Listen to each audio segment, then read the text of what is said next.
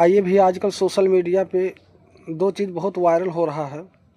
सच्चाई कम झूठ ज़्यादा, और झूठ के ही पीछे दुनिया भाग रही है। तो सभी के ग्रुप में दो चार ऐसे होंगे जो इधर का उधर करते हैं और सच्चाई किसी को नहीं बताते। तो आइए भैया उन पे हम एक छोटा सा सॉन्ग है हमारा।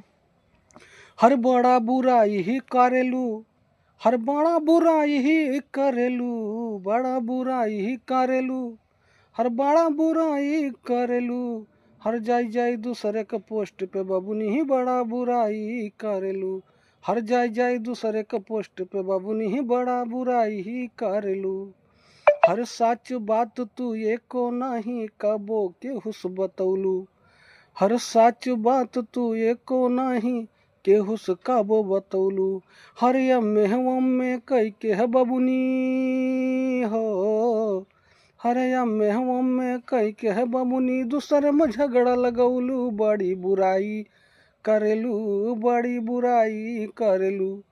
हो बबुनी जाई जाई दूसरे के पोस्ट पे बहुत बुराई ही करेलू, हो बबुनी जाई जाई दूसरे के पोस्ट पे बड़ी बुराई ही करेलू।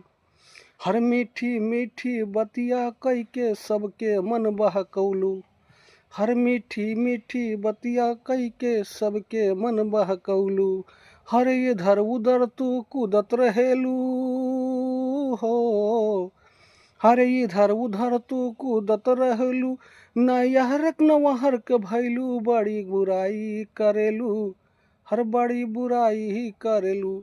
ह बबुनी जाई जाई दूसरे के पोस्ट पे बड़ी बुराई ही करेलू, हो बबुनी जाई जाई दूसरे के पोस्ट पे बड़ी बुराई करेलू।